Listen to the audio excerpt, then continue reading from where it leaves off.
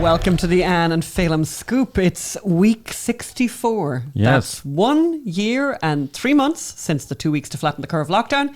And in this week's podcast, first of all, I should say my name is Anne McElhaney. That's what I was going to say. Why didn't you say your name was Anne? I don't know, because I'm just crazy everyone knows who you are, and I'm Phelim McAleer. Exactly. They all know me. So this week's podcast, God and Man and Killing White People at Yale. Lovely. Yes. And Phelim reveals how the BBC really is a terrible organisation with a cultural fakery and cover-up. And not just with Diana. And you've got mail, the Fauci emails, the Fauci files explained. We talked to Phil Kerpen about how the mainstream media got the emails and how they now want to pretend they didn't exist.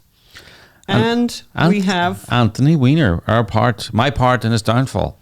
Yeah, this is a kind of an interesting one. 10 years anniversary. 10 years after the famous Andrew Breitbart glorious press conference about the downfall of Anthony Weiner, my role in that. Yes, and we have a trailer for a documentary that's coming up in the next couple of weeks that we really want to, point out to you, called Transmission, what the rush to reassign gender.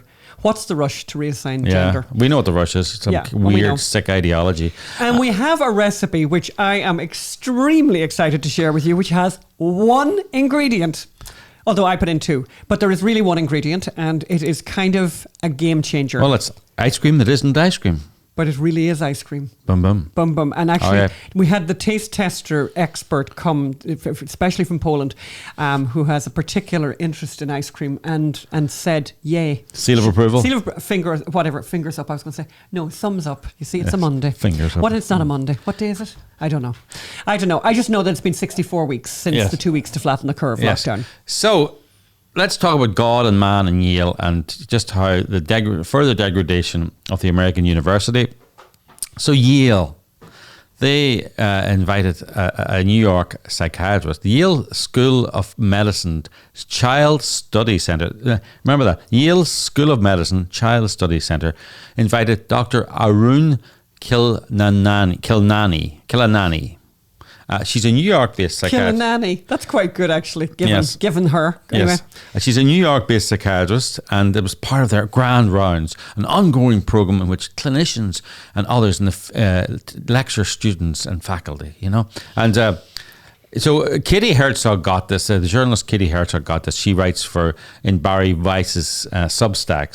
So Barry Weiss, the former New York Times deputy head of comment, who left because they didn't want any opinion or comment except the ones they only agreed with. She wrote about it, and as Kitty says in her article on the Barry Weiss Substack, she actually thought at first it was a hoax. Well, she thought it was a prank. Yes, she thought it was some kind of university prank. My concern was that it was a hoax because, then she says, I checked out the journalist's or the doctor's social media and it seemed to be real. And just to explain. Just to give you some examples of why we thought it might be a hoax, here are some of the real choice quotes from the lecturers. We'd love to play you all the quotes, but the audio is not great in some places. We'll post a full link to the lecture in the show notes, but it's tough listening sometimes. But early on, Dr. Killanani is quite emphatic that white people are beyond redemption. She says, and we can't play this bit because it's really. I'll do Killanani. This is the cost of talking to white people at all.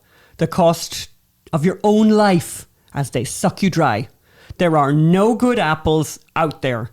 White people make my blood boil. Yes. She sounds rational. This is the Child Health Center. What's it called? Where is this? This is the Yale School of Medicine's Child Study Center. That's great for a white child to hear that. Now, I think you can hear this audio, but I'm going to tell you what it is afterwards as well. So let's play the audio there from 7:17. And sorry about the audio quality here.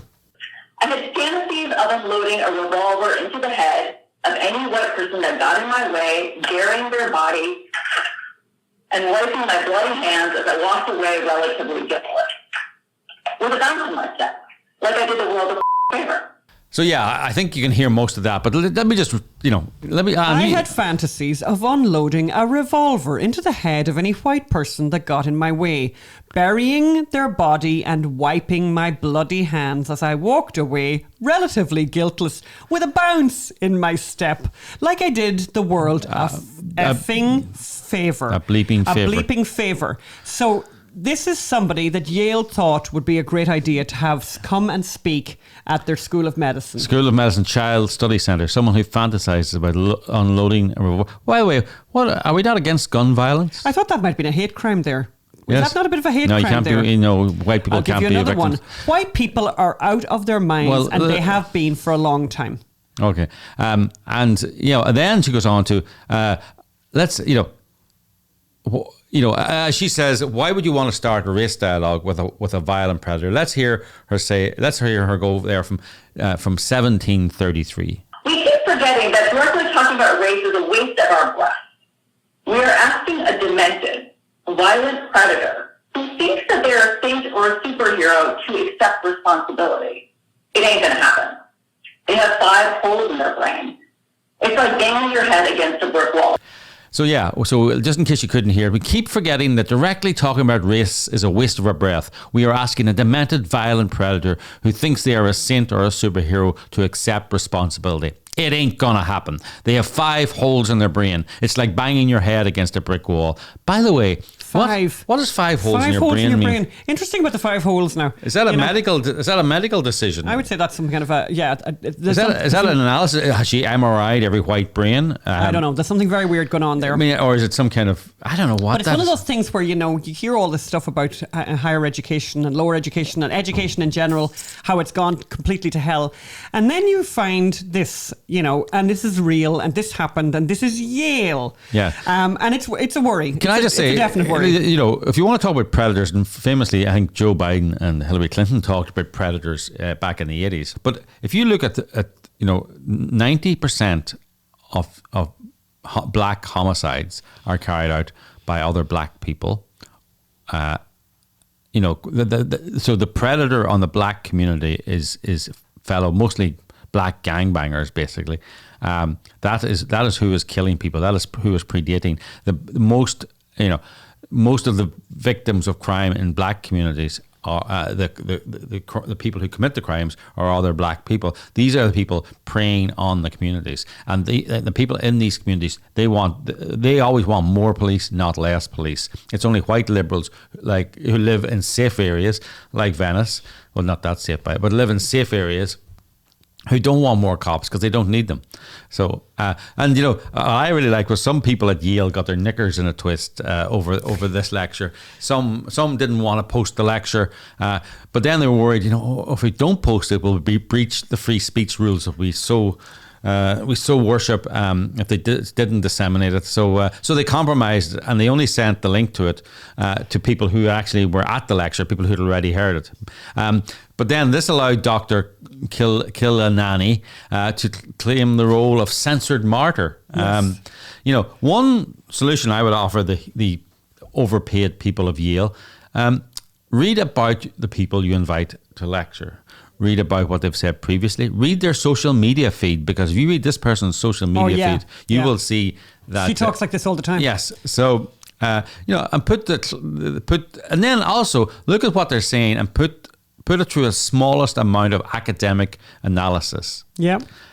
For example, when she talks about predators on the black community and predators on the brown community, find out who is actually committing crimes against those communities. 90% of the murders. Who is doing that? And you might find she's talking complete nonsense. And then if she's talking complete nonsense, perhaps she shouldn't be given that kind of platform at Yale. Yes, Mr. Overplayed administrators. But of course, they didn't do that because many of these administrators want to be edgy, they want to be cool, and they want to be accepted by the BLM crowd. And this is what happens. But no heads will roll here. Nothing will happen. This is where we are now. You're allowed to say this with no consequences. You're allowed to disseminate this with no consequences, and people will still pay $100,000 a year to send their kids to Yale. It's very funny. I've said this before. I used to say this at speeches. I don't understand American culture where you and I'd say this to parents, you pay $60,000 a year to have your kid come home and tell you you're a white supremacist, right? And that was a few years ago, and I kind of meant it apocryphally, Yes. I didn't, I'm you sure. didn't realize how. Yeah, and I was sitting beside someone the other day in not so far from here, and they said that their son's daughter, they're paying $63,000 a year for one class a week, one in-person class a week. $63,000 a year, and that daughter has come home and called her father a white supremacist. There you go. And now we're going to go over to the interview we did earlier with Phil Kerpen about the Fauci emails and COVID-19 in general. And this is, as we say at the beginning of this isn't even really Phil Kerpen's kind of area of expertise, but it has become so. And he's like a lot of people who, ordinary people who, were busy doing something else, and COVID came along, and because the mainstream media and science are so incurious, they became incurious and started asking important questions. Let's go over there now. So we're joined now by Phil Kerpen.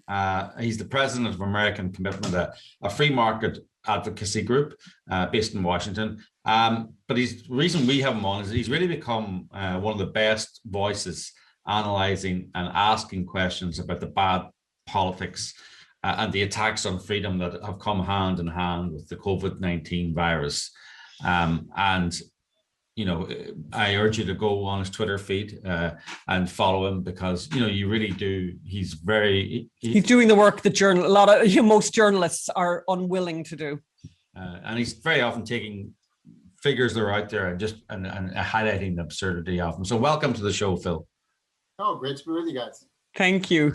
So the reason we wanted to talk to you was there've been a few emails released. Apparently, there've been a few emails released. Yes, from Dr. Fauci. Yeah. So just to give people a background, a number of news outlets have did a freedom of information request. Is not correct, and they got several thousand Fauci emails, and they've been then remarkably. Let's just say shy about analyzing those emails, in my opinion. But maybe you can tell us. So first of all, tell us, the headlines. So what was the first thing that struck you about the emails? What was the second thing? Tell us about the emails, and if I got the background to the emails correct. Yeah, you've got it right. Washington Post and BuzzFeed did these FOIA requests. There was a separate one that Judicial Watch did that added a little information, but not so much. And of course, these are FOIA requests about the very beginning of the pandemic. So they covered like January, February, March 2020, maybe a little April. But it tells you how long it can take to get FOIA compliance. That we're just now seeing the stuff from the very beginning. And so, in another year, maybe we'll see the stuff from mid-pandemic, or, however long they can drag their feet. And of course, these things, they ignore you. They're supposed to reply in 10 days or 15 days or something. And instead they take months, and then they tell you, we weren't, and then you have to appeal it, and then you have to sue them, and then eventually you get some document production. But even now, what we were able to get, it's heavily redacted, and so they're full pages of redactions, and sometimes very key paragraphs. To me, there were two emails in particular that jumped out that I thought were the most notable. The one was from Peter Daszak. Maybe you guys know how to pronounce his last name. I'm not 100%. No, he's not one of ours. I've heard it pronounced 15 different ways, so if I'm saying it wrong, I don't know. How do you spell? How do you spell it? Daszak. This is the guy who runs the environmental group EcoHealth Alliance. That is the main entity for what's called gain-of-function research. The idea of taking natural viruses, making them more virulent, more infectious in the lab, so that you can study them. And the theory is that then you can be prepared for if they emerge in nature. And of course, this was banned for a number of years because of the obvious danger of if it doesn't stay in the lab, you can then actually create what you're trying to prepare for and avoid, which is, the more dangerous version of the virus you've created and it can now become a pandemic potentially. And so EcoHealth Alliance is sort of the center of this, because this is all of the money flows into them, and then it flows out to places like the Wuhan laboratory that the government doesn't want to fund directly. They'd rather have that intermediary, for whatever reason. And so this guy was really sort of on the hot seat when the initial speculation of whether it came from the lab or not at the very beginning because he was the funding conduit. He was sort of the main man of this kind of research. And this email to Fauci was this effusive email of thanks. And 𝙃𝙪𝙣 said, I just saw you on Fox saying that the virus was natural and didn't come from a lab. And thank you for standing up so bravely and saying, defending that it didn't come from a lab. And then there's a whole paragraph that's redacted. And the paragraph that's redacted has the FOIA exemption code 7A on it. And FOIA exemption 7s are very rare. They refer to criminal investigations. So we almost never see those. You see those if you FOIA like the FBI or something like that. Wow. You don't see them at an NIH FOIA. It's very weird. You see a lot of, 5 deliberative process and 4 trade secrets and 6 privacy. You expect a lot of 4, 5, 6. And there is a lot of 4, 5, 6 in this document, but there's only 1 7. And it's that paragraph in that email, which really makes you wonder, what criminal investigation is going on. And, the White House, I think, was actually asked about this. And they said, that refers to the intelligence agencies that the president has investigating where the virus came from. And, first of all, that doesn't make sense to me as a FOIA matter. That would be national security or intelligence, Yes. which is exemption 1, not exemption 7, which is law enforcement, criminal investigation. Yeah. But second, even if that's true, it sort of still raises question of what the heck was this outside head of EcoHealth Alliance saying to Fauci that, was relevant to law enforcement and or compromising a law enforcement. So that one to me, not just because of him being so effusive in his thanks for Fauci, but the redaction code on that, to me, suggests that maybe there's more going on from an investigatory standpoint than we know about in the public. So that one definitely jumped out. Wow. Well, that is extraordinary. That's amazing. And yeah, you're right. National security, privacy, you see those redactions all the time. But a criminal, it's hard to believe, it's hard to work out. There's been no public announcement of a criminal investigation. But maybe it was a mistake. It could have just, they wrote the wrong code. I guess that's possible. But it strikes me as unlikely because the same email also appears in both the BuzzFeed production and the Judicial Watch production. And it has that 7 exemption code in both of them. So if it was a mistake, they made the same mistake twice. Yeah. Wow. That's extraordinary. And what was the second one? What's the second one? The second one that really jumped out at me was the exchange with Mark Zuckerberg. And Mark Zuckerberg wrote a very lengthy email to Fauci about all the wonderful things we're going to do with Facebook. And I'd like to have you on my streaming video on my Facebook page. And I have 100 million followers. I love the bragging about how many followers he has on his own personal page. And I have 100 million followers and we're going to do all these wonderful things with you. And then, yeah, right. And then you do all these wonderful, and then he's like, and finally, and then you have got a paragraph of redaction from Zuckerberg. And that one is a trade secrets, an exemption 4 trade secrets redaction. You say, what trade secret offer was Facebook making to Fauci? And then in his reply, he said things like, I'm most excited about redaction, trade secret 4. So it's like, so whatever the offer was that most excited him from Zuckerberg, it was a trade secret that had to be protected. And I wonder if that had something to do with, I could kind of think of 2 things it might be. One, we'll censor wrongthink according, or it could be, we have apps on people's phones and maybe we can help with tracking people or tracing people or something like that. But it was something that they considered a trade secret.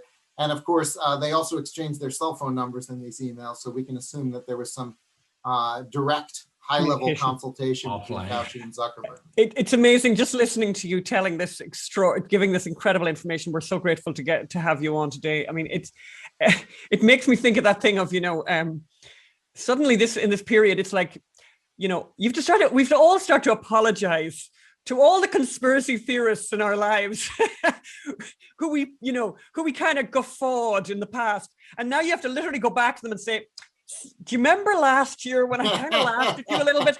I just want to, and I actually genuinely have had to do that with somebody, a friend of ours, who I kind of was quite hard on about vaccine passports. And I've had to come back and say, look, I'm really sorry. You were right. I never saw this coming. I never believed it would get to this. But this stuff, it's, yeah, the conspiracy theorists are having a great time because unfortunately they've been proved right about a lot. Yeah, I mean, certainly, certainly the direct connection from Fauci to Zuckerberg. I don't think a lot of people would have believed that existed if we didn't have it in writing. I was also going to ask about this announcement that I just saw, where Alameda County's new COVID death toll is going to be reduced by 25% because, actually the people didn't die of COVID. And I'm just wondering how much of that we're going to start seeing, spread out all over the place. I think the incentive for the last year was post the biggest count you possibly can, the biggest number you possibly can, because the funding will follow the count and you can use it to scare people and justify your orders. And so, but I think, as we shift sort of into post-pandemic, the incentive might be the opposite. We did so well with our policies, that's why our count was low. And, it was all worth it. That's why our count was so low. And so I think that incentive that we had for the past year to put out the largest number you could possibly justify really doesn't apply anymore once you exit pandemic restrictions, and it becomes sort of a retrospective. And from a retrospective standpoint, local governments, hospitals, the incentive becomes make your numbers look good in retrospect by having the death number be low, the hospitalization number be low. And so I think that this may start a trend, what we've seen from Alameda, and we may see, instead of count everyone who ever tested positive ever as a hospitalization or death, which was the standard in a lot of places, it's going to be, was it a true cause of death? Was it the primary reason for the hospitalization? And if they start to do that, we're going to see substantial downward revisions in all of these numbers. And of course, it'll come late enough that no one will ask them to give money back that they got by coding things that way and billing things that way.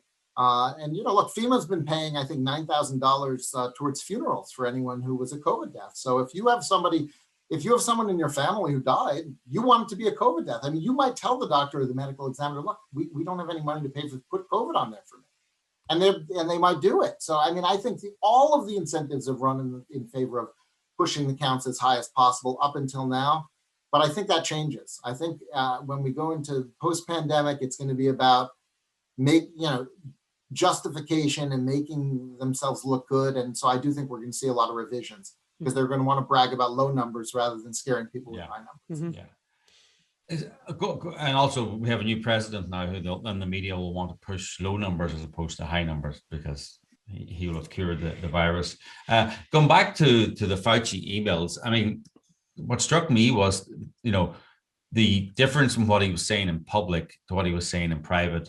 For example, about masks, and even actually, as we talked earlier, about the origins of the virus, because he got an email from Francis Collins, the director of the National Institute of Health, and and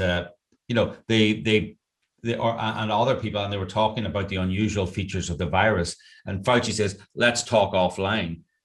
Then we had the mask debacle. Where I wanted to talk about one of the mask ones. That reminds me of what I forgot a moment ago. One of the mask emails that I found really remarkable was it was an email from a guy named David H. Katz at the Scripps Institute, La Jolla, California, a very eminent virologist, immunologist, very eminent. And he basically said, look, this was early. I mean, all the emails in this production are early because that's all they've produced yet. This was early on. He said, look, it's very clear from what we already have that this is an airborne virus. It's not being spread person to person. It's being spread airborne. There's no way to explain the infections we saw on the cruise ship. There's no way. He runs through a couple of points. He basically, we know it's airborne. Why aren't you focused on airborne eradication? Why aren't you by which I assume he means things like ventilation, air filtration, maybe some kind of ionization. But the point being, why aren't you focused on stopping the infectious virus that's in the air, because it's clear that that's how it's being transmitted very early on. And Fauci responds to this by saying, we've learned that respiratory aerosols travel 1 to 2 feet. So we may recommend universal masking. Now, respiratory aerosols travel everywhere in the room until they're removed through ventilation or through filtration. They can hang in the air for hours and hours and hours. The MIT study that was recently done found that this is why distancing basically makes no difference indoors, because whether you're 2 feet or 5 feet or 10 feet, if it's in the room and it's hanging in the air, you can breathe it in. And so the correct consequence, as the guy who was writing to him said, if it's airborne, you can't stop it with a barrier. You have to get it out of the air. You need to do filtration, ventilation, get it out of the air. And yet Fauci was saying he was expressing the most complete misunderstanding you could possibly imagine, saying, oh, if it's respiratory aerosols, we should mask people. When in fact, masks do nothing to stop respiratory aerosols, which are like 0.05 microns. They fly right through. Yeah, although in another email, he did say that. Yes. Mask will do nothing to stop. So Yes. to your point, he was all over the map. Yes. But he seemed to think that, the fact that it was airborne was a reason to mask rather than a reason masks were useless. Yeah, he was all over the map, right? But going on the media and, being very clear as the voice of God and, very clear. And of course, you have to do that during a pandemic. This has always been the most amazing thing to me about Fauci is the guy's literally been on every single side of every significant question with this virus. Mask, no mask, double mask, goggles. No asymptomatic spread, lots of asymptomatic spread. I mean, just, the herd immunity threshold is about 60%. Now it's 75. Now it's 90. I mean, he's just been all over the place. He's massively flipped and flopped and flipped on everything, except on any given day, whatever his view is incontrovertible and the only view. And if you disagree with him, you're anti-science. Yeah. If you say what he said a week ago, today you're anti-science. Yeah, and you get banned just by the Twitter. False confidence in everything he said, even though he's been flipping and flopping all over the place, was really, I think, outrageous. And to your point, while he was expressing the false confidence publicly, he was often saying the opposite privately or flipping and flopping privately. Yeah, and Fauci is entitled to be Fauci, and I mean, obviously, he shouldn't be like that during a pandemic and during such an important time. But for the media, then to follow in, I'm talking about the mainstream media, for them to follow in with his almost daily flip-flops. So it's like 1984. Today we are at war with Oceania. Tomorrow, and then next week we're at war with Eurasia, and we're always at war with Eurasia. It's the media. Whatever Fauci said, even though it contradicted what he said a week ago, it was the science speaking. And for the media not to do a timeline of, if that was Trump, it would be Trump's flip-flops and Trump changing story in the timeline and the TikTok. Well, what they say, they just say, well, the science evolved, except that there was never any new information. There was never any basis. Yes. Well, exactly. Yeah. You're, by the way, the science is entitled to evolve and people are entitled to evolve, but it should. Yeah. As who was it said, Keynes says, when the facts change, I change my opinion. But Fauci seemed to just change his opinion, and the media just seemed to take it as if, well, this is now the new science. But I mean, but then they would torture the facts to fit the new opinion, and so you get these fake studies where they do arbitrary endpoints and where they just the poor quality of the actual work, of the actual data that's been produced in these studies has been sort of a servant to the opinions and the pronouncements rather than driving them rather than operating the other way, the way it should. But I think there's also the point that, the other thing that drives me completely nuts is the complete incuriosity of the scientific community and the incuriosity of the media about these weird places like Texas, where everyone's not dropping dead, and Florida, where everyone's not dropping dead. And if anyone had any integrity or cared at all, a jolt about people's health, they should have teams and armies of scientists trying to work out what the secret is, how it is. And journalists. Well, this is the thing, and that I find so outrageous about the lockdowners and the mask mandators and so forth is, they told us these measures would be worth it because they would have this huge effect. They would save thousands of lives. They would have this huge, measurable, visible effect on the disease curve, and that's why it would be worth it. And obviously, that didn't happen anywhere. In fact, to the naked eye, it looks the same whether you're in wide open for 8 months Florida or lockdown completely California. And you can't really find, to a normal observer, you don't see a difference. And then they say, oh, but wait a second, using whatever various advanced statistical techniques we have, we've discerned some certain tiny effect. And say, okay,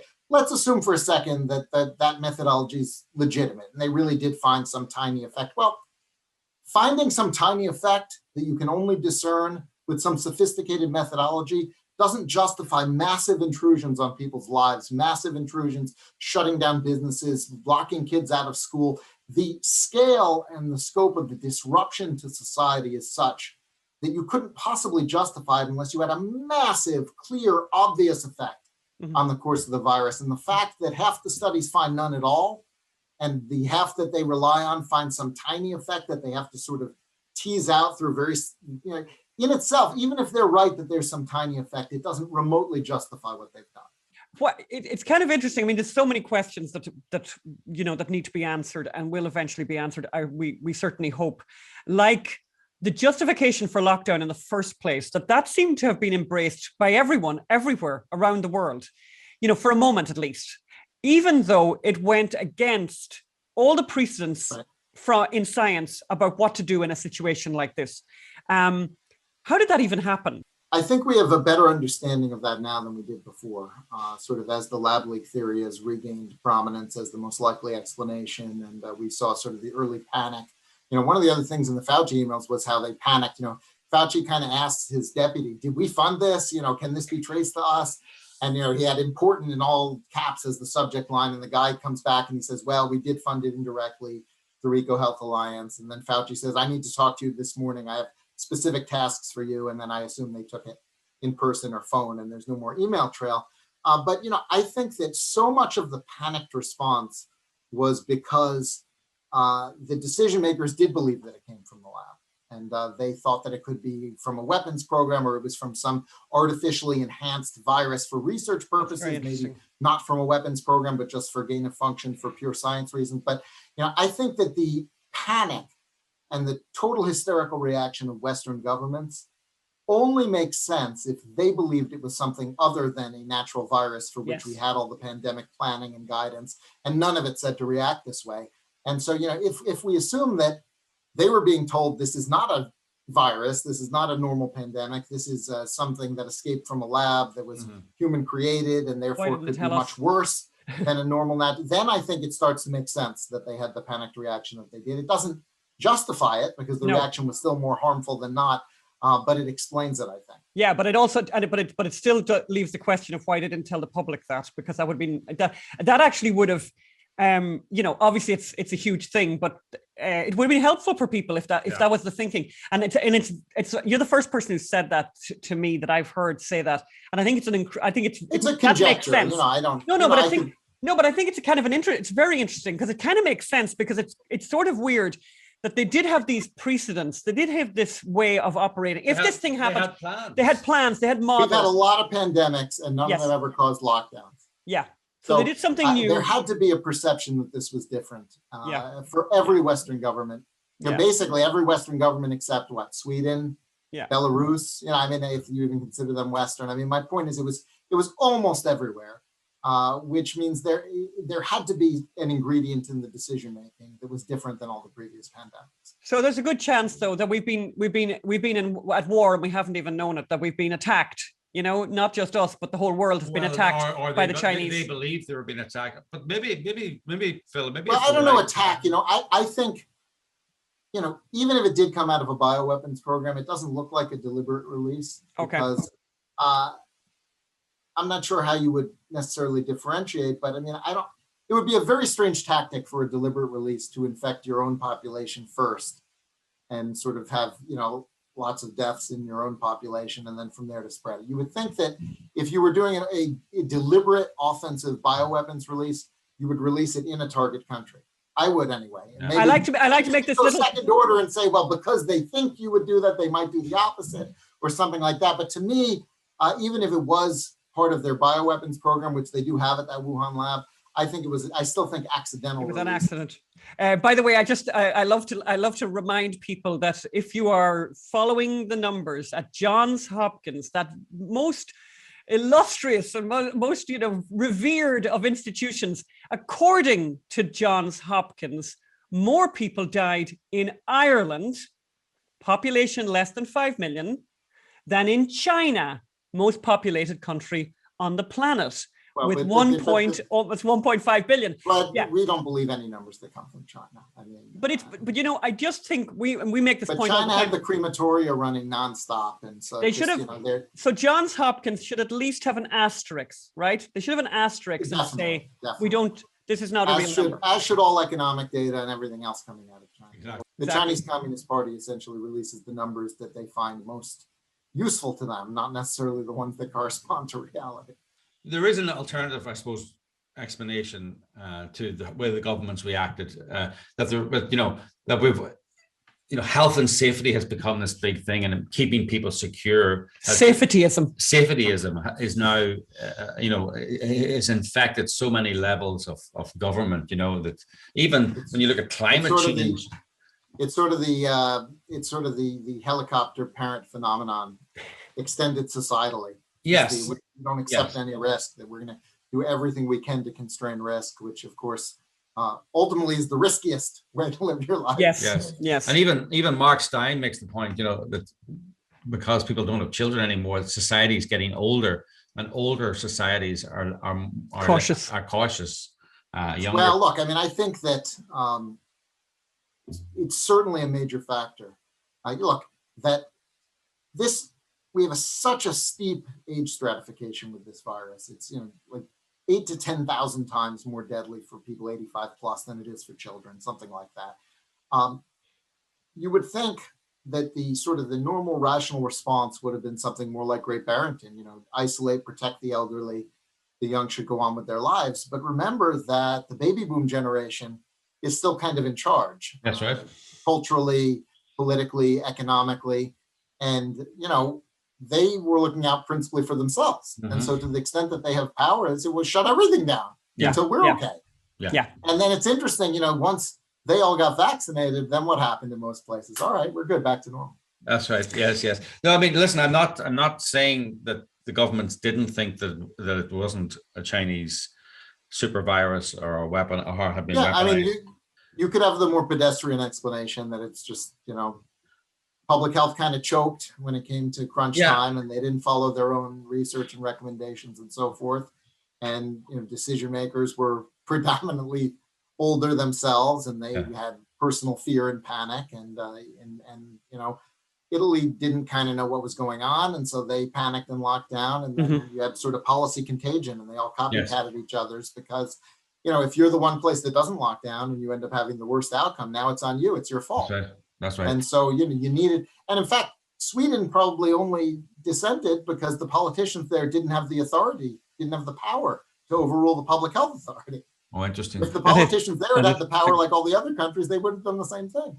Yeah. Checks and balances. Yeah. Well, I mean, either whatever the explanation is, none of it is good for society. None of it reflects well on our leaders. None of it reflects well on our scientists. None of it reflects well on our media either. No, there's a lot of, there's been a lot of big hits to these institutions that were somehow trusted and had credibility in the past. The other big one, guys, in all of this is, the big tech companies, which are now the gatekeepers of so much information, were the principal beneficiaries of lockdown. I mean, Apple's now a $2 trillion company. I think their market capitalization doubled over the last year. So is anyone surprised that every scary over-the-top COVID article got sent to every iPhone?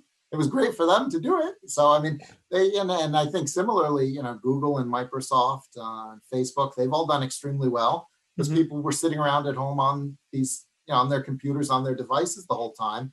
And so the companies that have the most control over the flow of information also benefited the most from lockdown. Yeah. I don't think that was a coincidence that it went on as long as it did, and that the scariest stories, the ones that would tend to prolong lockdown, were the ones that got the most amplification. Yeah, sure. Totally. Yeah. They were just looking for the doom mongering stories. And people and everyone's sitting getting fat on their sofas, doom scrolling. Well, that's another thing is, obesity explains so much of the bad outcomes with this, and yet, I gained. Yeah, we're all there. Hands up, don't. Hands up, don't give out to us. But hands up, don't eat. Yeah, they locked us in our kitchens essentially. That's right. I did a comedy routine about lessons learned from the pandemic, and I was sort of saying that it took about 6 months for my husband and I to realize that eating ice cream for dinner every night for 6 months had consequences, and that it was a lot easier to eat sourdough. It's a lot easier to eat sourdough bread than it is to make it. And a study that came out in the Proceedings of the National Academy of Sciences about a month ago that I didn't get much attention, but I thought was really interesting, actually found that the two biggest factors in whether you produce infectious aerosols are age and weight.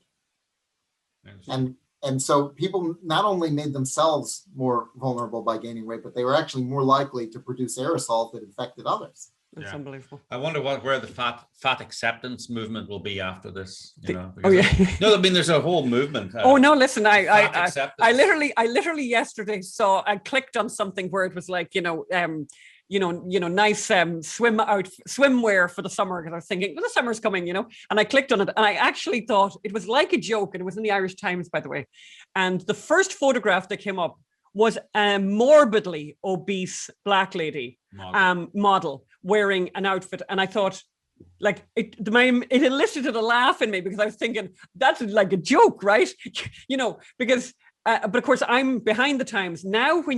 I've realized it's a pattern every time now that you look at clothing on any of these sites, whatever, they have morbidly obese models wearing whatever the outfit is. They have other models too, but they have the morbidly obese people. It's been a great win for them. Well, I mean, that's probably a lot of the customer base now, given what's happening societally. Yes, so exactly. It's probably not bad. The marketing probably kind of makes sense from that standpoint. I think Sports Illustrated model, by the way, I think the front page model on the Sports Illustrated. One of the things that I found, one of the findings that I found incredible on this whole weight issue was actually a study I read about it last summer in the New York Times, of all places, and then I haven't seen much. They're not always awful.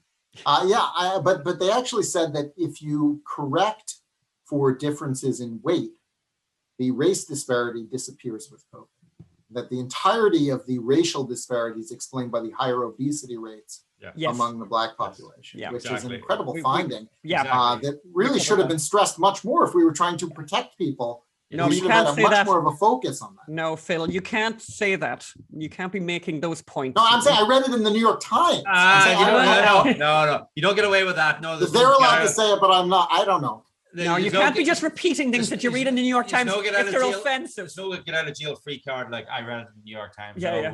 No, I mean, and that's why you were talking there about that model. I mean, if that's a tough message to say that Black and Hispanic people are more prone to obesity, and therefore, if that was, that was a big contributory factor. But it's the truth, and people need to hear that truth.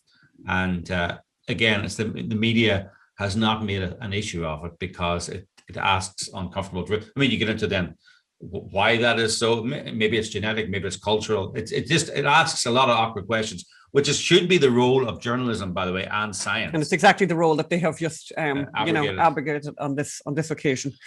Okay, we have come to the end of this interview. Phil, thank you so much. This has been really fascinating and disturbing. How do people find you? Let me give a few different places, if you don't mind. First, I'll say my organization's website is americancommitment.org. We're trying to focus a little off of COVID back to the regular issues of taxes and spending and healthcare and energy, and because there are big fights on all of those that if people are like me, they haven't been paying attention to. So we're focused on trying to stop the 30-some tax hikes in the Biden budget and get people sort of re-engaged on paying attention to sort of the other many issues that exist in the world. Yes. So that's americancommitment.org if people want to take a look at that and what we're working on. I'll also mention, I also run another organization with Steve Moore called Committee to Unleash Prosperity, which Steve founded with Art Laffer and Steve Forbes and Larry Kudlow a few years ago. And I do a daily newsletter. It's totally free. I do it with John Fund and Steve Moore. So we send it out every day around the noontime hour. And it was mostly COVID. Now we're covering some other things too, but it's sort of the things that are on our mind on taxes and spending and energy and COVID and but it's facts and information, charts. We try not to have a lot of opinion other than commenting on the facts that we're sharing, but we try to get people kind of interesting information they might not be seeing other places. Totally free, committee to unleash prosperity.com if people are interested in that newsletter to sign up. And then the third thing I'll give out is just my Twitter, because I'm sort of a Twitter addict and I'm firing things out on there all the time. Yes. And then that's Kerpen. It's my last name, Kerpen. I mean, I know we really have to end it, but you're sort of an accidental COVID warrior, because the Phil Kerpen I knew, we met you maybe 10 or 12 years ago. I mean, I hope you don't mind me saying it. You were a tax nerd. You were economics. You were free market. He still is, though. He's here's the thing. And actually, a few weeks ago, one of my board members called me and yelled at me. She said, "Why are you doing all this COVID stuff? It's over. Get back to real work." Yeah. I'm like, I don't. You don't say this to a board member, but I'm thinking, like, if you have kids, it's not over, because the schools are still all messed up. And but I didn't want to be working on this. I wanted to work, but how can you work on economic policy when the economy shut down? Yeah. How can you, so it sort of became a sort of prior issue to everything else that I care about, to, end the lockdowns and the nonsense and the fear, the mask mandates, all this kind of stuff, because it's become such an impediment to everything in normal life. And therefore, so difficult to actually even get to these other issues. But also you're a father, and I think there's a lot of people like you who were busy doing other things, and this happened to them, and they're engaged, very engaged. Yeah, right. I mean, that's the other thing, if we're being honest. Look, I mean, our kids all go to a Catholic school. We're moving them for next year based on the experience we just had. But the current school they're at, they just decided out of the blue, after saying all summer long last summer, we're going to be open, everything's fine, we're going to be open. Now, like 3 days before the school started, they say, "Oh, we're only doing 2 days a week." And they stayed that way for 3/4 of the year. So if you had that happen to you, then that becomes, that just totally changes your entire life on a practical day-to-day basis. And, it becomes dominant. Why is this happening? What is it? So I think that that was sort of the trigger from a very personal standpoint of why all these issues became so important. And you're not alone. I think there's a lot of people like in that situation. This is COVID has thrown up some unlikely COVID warriors, and it's been a lot of them are liberals, by the way, too. Yes, a lot of them are liberals, by the way. Oh yes, a lot of especially the people who've been very active on trying to get the schools open. A lot of them are liberals that would never have been my ally prior to now, but now I love them. It's it's so much, sort of the level of significance and importance on this is so much higher than the stuff we usually fight about. That if you disagree with me on this, I don't care if you agree on this, and if it's interesting. So now that all these liberals, your dialogue with all these liberals, you need to convert them on other matters. Well, I think they have a much different view of government now than they did before this. They may come along. Yep, they've learned a lot about big government now. And I think a lot of people around the world have learned that too, by the way, including places like where we're from in Ireland and in the UK, and extraordinary what the scenes that people have witnessed in the last 18 months, that you could never believe or imagine this would have happened to you. It's amazing what the government can do for your own good, they kill you. They can kill you for your own good, actually. And they have killed people for their own good on this occasion. So there needs to be a Nuremberg trial. But we're going to wrap up right now. Yes. And for the third time. But the conversation is very interesting. We'll talk again. As long as we convert the liberals and they don't convert us. Yeah, that's all you need. Okay. All right. Take care. Bye-bye. Thanks, Phil. Well, that was great. I think we ended that interview about 3 times. We kept saying we got to go now, and then we're talking about something else. We got to go because it's very, very interesting, and it's very, very fascinating how the world went mad. And we could easily, we could do a Joe Rogan on that and just talk for 3 hours. Funny, sometimes you think, how does Joe Rogan talk to somebody for 3 hours? And I suppose the answer is you could have some very interesting people on who know a lot about a very interesting subject. Because actually we're actually talking about to Phil Kerpen about something he'd actually much prefer to be talking about the other stuff that he's interested in. Okay, so you wrote a really great story, Phil, by the way, recently, which was picked up by Spiked. Yes. And which will be in the show notes, about the BBC, because the BBC came under a lot of controversy recently for the investigation, the eventual results of the investigation, right, of the Bashir interview with Princess Diana. Yes. Yeah. So who was then R.I.P. and all of that. Yeah, so you can get the story on the full story on Spiked Online, which is a great. Yeah, it is. Great magazine. Great online magazine. Great online, yeah. And it's free. Brandon O'Neill is the editor. Claire Fox was involved. We had Claire Fox on the show last night. She's involved in it as well. Last week. Was it last week? No, actually the week before. Was it? Okay. 2 weeks ago. Yes, right. You're right. So anyway, Princess Diana interview, the report found that it was procured partly by Martin Bashir faking a document, and forging a document to make her think that the palace were conspiring against her. A complete breach of journalistic ethics, and that was for Panorama. And to tell people what Panorama is like 60 Minutes only on steroids. Like yes. It's the most revered current affairs program probably in the world. Right? It's the BBC Panorama, their flagship show, and so much better 13 than now. 13 years after the Diana fakery and forgery, there's a story came out, and it really has died, and it never really took off. But boy, I was interested in it at the time because I love these fake news stories.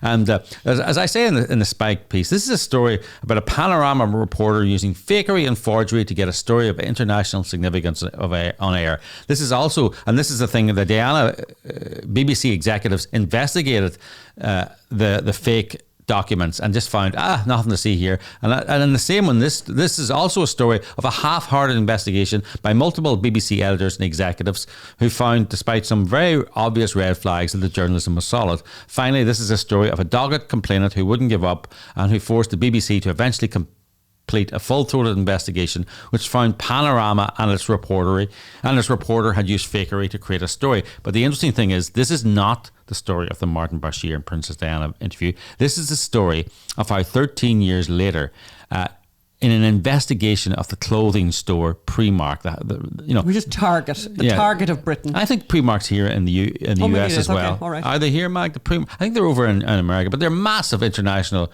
retailer, and they had a report on 2 examples of Primark using child labour in sweatshops. Heaven forfend. And that came after Primark had said, we are now one of the most ethical traders on the planet, and we don't do this and we don't do that. And they went on, they sent this reporter, Dan McDougall, undercover, and he found not only that, refugee child labour. Oh, the worst. Sri Lankan refugees in Indian refugee camps, and this footage. And very dramatic. The minute it came out, Primark said, this is fake. This is not real. With great confidence. And they pointed out a number of examples how it couldn't be fake, it couldn't be real. And the executives at the BBC did an investigation and found, our journalism is solid. And the program was called On the Rack, and it first aired on June the 23rd, 2008, which is some 10 years after Diana, and more than 10. And it took years for the investigation to actually to be completed. And I mean, the stuff that the Panorama allegedly uncovered, it was Dickensian. Like, they were shouting at these people, abusing these young children. And then, so not happy with the investigation by the Panorama editors, Primark complained to the BBC's Executive Editorial Complaints Unit, ECU. And again, they found nothing to see here. Even though Primark actually gave them interviews with the kids involved and said, here, this is affidavits by these children and the people around them saying this was faked. Well, actually, what a reporter had done was he walked into a shop, a factory where women were legitimately working on Primark clothing. He was posing as a buyer, bought several pieces of clothing to show his executives back home what the quality of the work, and then brought those pieces of clothing into the refugee camp and got the kids to work on them with needles, brought them to a city 300 miles away and got the kids to work on them. He should be imprisoned, that guy. Yeah, he should. Really should be imprisoned, that guy. Where is he now, do we know? Oh, he's the Sunday Times Africa editor. There you go. Yes. We know another case like that. Do you remember the other case that we knew like that? Someone who worked on that Indonesia story and ended up getting a Pulitzer Prize, or their husband, or her husband. She got a Pulitzer Prize. She got a Pulitzer Prize. The lady from New York Times. From the New York Times, who she basically really had a story with more inaccuracies in it than I have fingers and toes. And she won a Pulitzer Prize for exposing an evil mining executive poisoning the bay and poisoning a child. And it was so obvious that anyway, it turned out to be a complete fake news story. But she didn't win a Pulitzer. I think her husband won a prize and he had done something similar. We'll have to look into that. I have a feeling like that was... Oh yeah, that's right. There was a scandal with him. No, he did a story from Nicaragua, and she did a story from Indonesia, and they both were found to be faked. So there's a lot of it around. Yes. Now, in her case, she could allege that she was defrauded. This is different. Well, no, this is a set. This is yes, like, yeah. This is like she was told things that weren't true. Now she was as we say, she was remarkably incurious. This guy, he actually faked this. So, I mean, it was obvious. And there's one bit in it where the evil bosses are telling these little kids, work harder. And it turns out that that's the voice of his BBC translator and driver. Right? Oh, that's how bad it was. And did the BBC apologise? Yes, they did. Quietly. Well, they put it on their website for a while, then it disappeared. Panorama apologised. They won a prize for it. They won the Royal Television Society Prize, and they had to hand that back. But nobody was fired. But the big problem with that as well is that people don't remember the apology. They remember the story. Oh yeah, and they think Primark. I remember something bad about Primark. That's all that they remember. Listen, you can find out all the details of the story. It's really, if you like those, I love these fakery fraud stories. You can get it at Spiked online. Actually, one thing we should talk about, Anne, is our new neighbour, our neighbour. Oh, yeah, we should have said that at the top of the show. Yes. We've had, so the way you go into those towns in the middle of nowhere and they have population 1,454. Oh. Well, if there was one of those signs in Venice, it would have just had somebody out painting that one person has left. Well, not one. 1, 2, at least 3. Oh, plus the retinue. Yes. Plus the retinue. Yes, right. Guess who's left? You've probably guessed at this point. Hunter Biden has decided to leave Venice. I wonder, would it have anything to do with one journalist called Phil McAleer, who's constantly going over there asking questions that need to be asked and that no other journalist is asking? And I would hazard a guess that is the reason that they left. Yeah. So a friend of mine was walking around the canals the other day, literally saw the moving vans and phoned me and said, check this out. We'll put up some photographs there actually of the moving vans now. So basically, we don't know where he's going, right? We don't know where he's going. We suspect he's going to DC. We're going to put bets on here. The bet on here among our gang here is that he's moving to DC because because believe it or not, if you read the book, and I don't think you should because I've read it for you, my reading of his book is that the guy thinks he has a political career future. And there's kind of, there is this thing in America, second chance thing. And I used to be an alcoholic, but I'm okay now. And I used to be a drug addict, but I'm okay now. Or I murdered somebody, but I'm okay now. There's a bit of that goes on in America, the second chance, a country for the second chances. So anyway, we'll see. We'll see where he's gone to. Well, so what's next on the show, Anne? You found a trailer for a really interesting documentary, Anne. Tell us about it. Yeah, so this is, we're going to play this trailer in a second here, but I mean, this is a story that we have mentioned a few times on this podcast and will be mentioning again. But I came across this trailer, was sent to me by a friend of mine, and I think it's going to come out in the next couple of weeks. The trailer, the title of the documentary, it looks really high quality stuff. Yeah. The title is Transmission.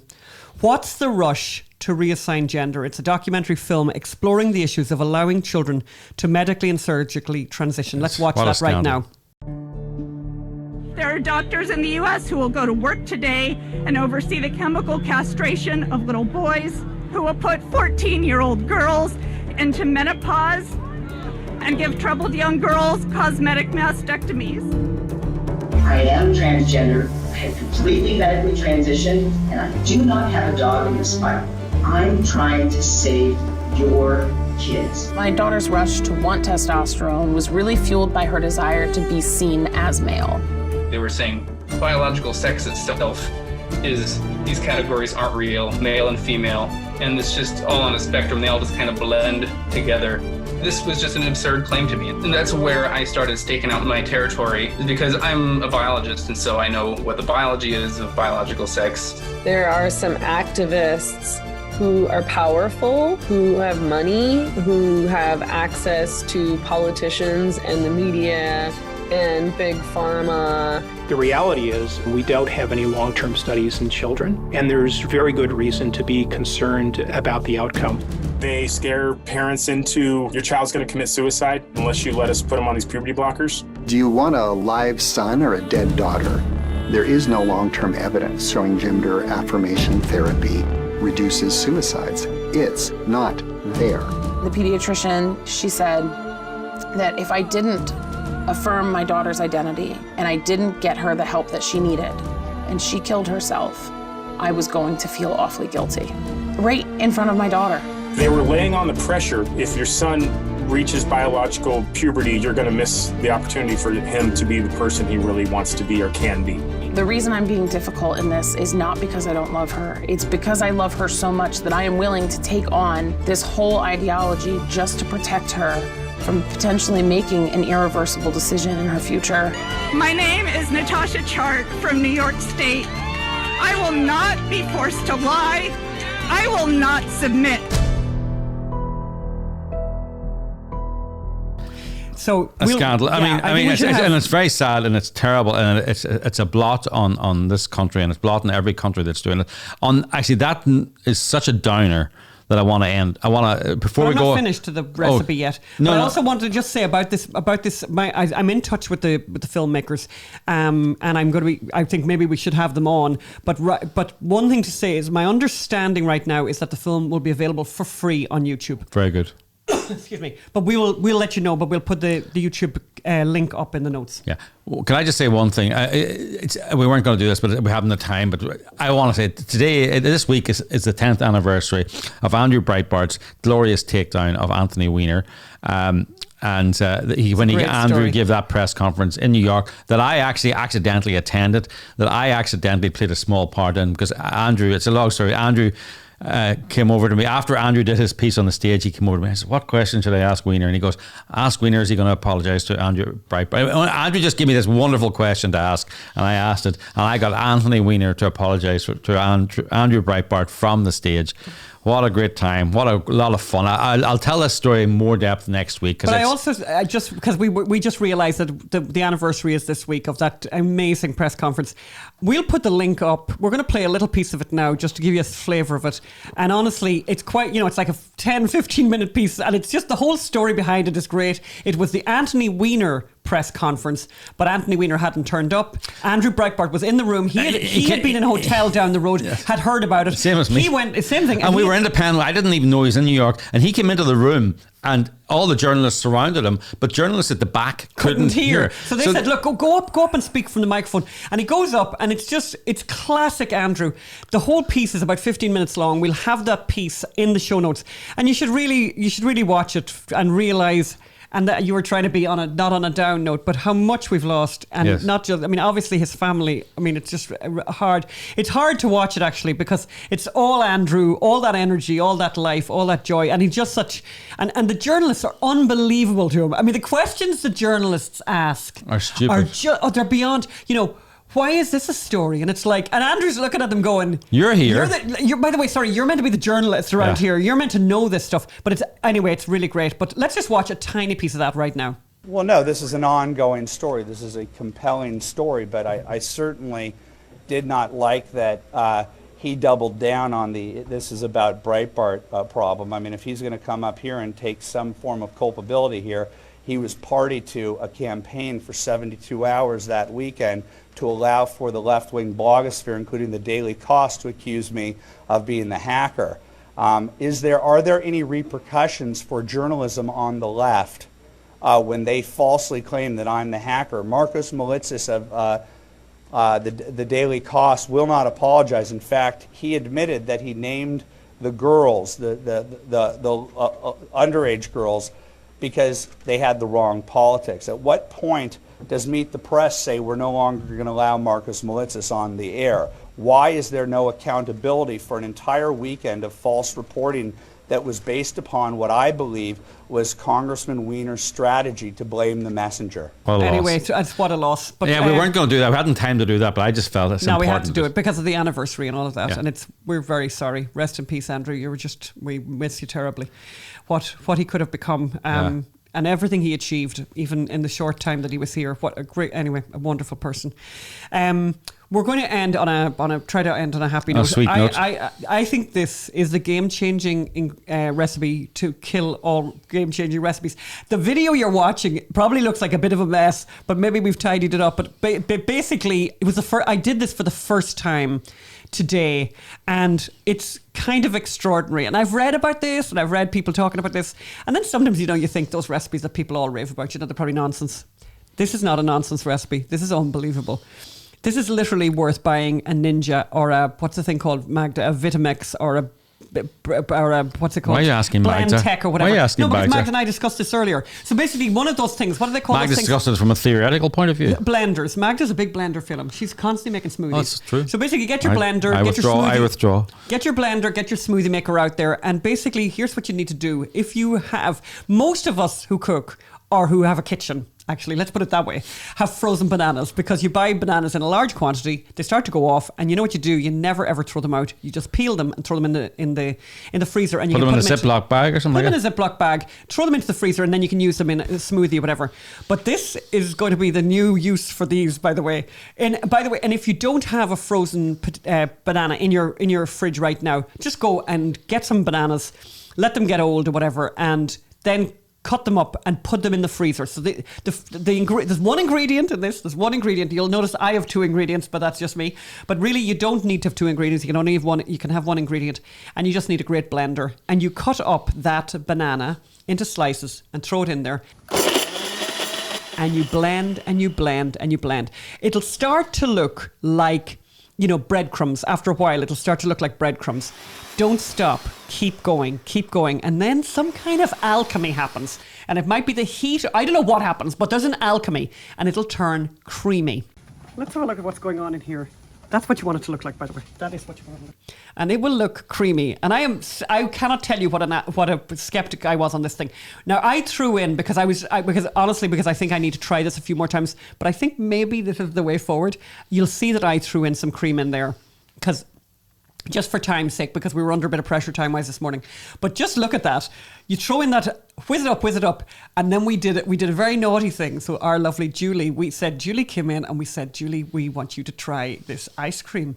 And we said, do you want to try this ice cream? And so we gave a spoon of it to her, and she said, oh, that's really nice. That ice cream's really nice. We said, yeah, and guess what? It's not ice cream at all. It's a banana. Oh my God, that is really good. And Magda, who I would say is a much higher level kind of ice cream critic. I have to disagree. I think Magda is an indiscriminate ice cream critic. No, I don't think so. No, actually, no. She's become a snob now. She started out indiscriminate. She's gone very snobby now because she's eaten too much good ice cream. Okay. I know, she's pretty snobby. I've noticed her, when the certain ice creams are produced, there's a kind of a different reaction. You get a better reaction. So Magda approved. Magda approved, like really approved. And I actually want her to give us her full report, because I think a young man, Mr. Young Eric, who is 3 3/4. He's 3.5. Did you see the picture I saw on Facebook this morning? Did you see it? I didn't see that yet. Us holding Eric. Oh, from way back? And it popped up. Oh, yeah, and it's like a minute ago, and he was like a baby. A baby. Yeah. So I would like, because he's a bit of a one for the ice cream, and I just think it's a great solution for families. There's no extra sugar in it, no processed sugar in it. But does it taste sweet? Oh, yes, yeah. And you'll see in the background there a couple of ideas if you wanted to do that. You could drop in a little bit of peanut butter in there. You could drop in some, which is what we did. You'll see me decorating that last scoop there for Julie. And I just dropped in some chocolate chips at the top, which is another kind of idea. But anyway, listen, you have got to try it. It is unbelievable, insane. And for those of you who have been doing it for years, okay, well done you. But I've honestly looked at this for years. I've read about it for years, and I've thought, I bet that's not that great. It's crazy good. Okay, that is a genius recipe. Highly recommend it. It's crazy good, but you need a great blender. You need your big engine blender. That's us for this week. Yes, Film. a long show, but actually, last week we asked people, Is our show too long? And people all wrote and said, no, it's perfect. It's perfect. So thank you, folks. Thank you so Don't forget much. to leave comments. Please leave as many comments as you can, especially on the Apple app. And Really helps us. Yeah, and it really helps push the show up to other people. And don't forget, we're making a movie, mysonhunter.com. Go to mysonhunter.com and give what you can. And thanks to everyone who's given so far. We have some big news that we'll be probably breaking, I think, next week. Hopefully. Very exciting. It's all going very well. Thank you. Bye. Bye-bye.